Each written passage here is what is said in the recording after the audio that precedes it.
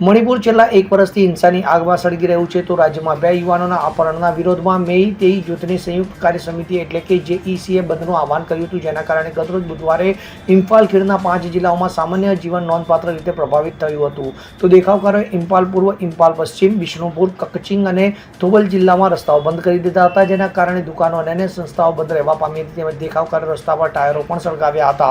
તો પોલીસના જણાવ્યા અનુસાર આ વિરોધમાં મોટી સંખ્યામાં મહિલાઓએ પણ ભાગ લીધો હતો, જેમણે વાંગજિંગ, યારીપોક અને ખાંગબોકના મેલા ગ્રાઉન્ડમાં નેશનલ હાઈવે 102 ને બ્લોક કરી દીધો હતો. આ દરમિયાન મહિલાઓએ રસ્તા પર દેખાવ કરીને સૂત્રોચ્ચાર કર્યા હતા, જ્યારે યુવાનોએ રસ્તા પર ટાયરો સળગાવી વાહનોની અવરજવર અટકાવી રાખી હતી. તો જેઈસી સંયોજકનું કહેવું છે કે જ્યાં સુધી બંને અપહરણ યુવકોને છોડવામાં નહીં આવે ત્યાં સુધી આ વિરોધ ચાલુ રહેશે. Bureau report, CN24 news.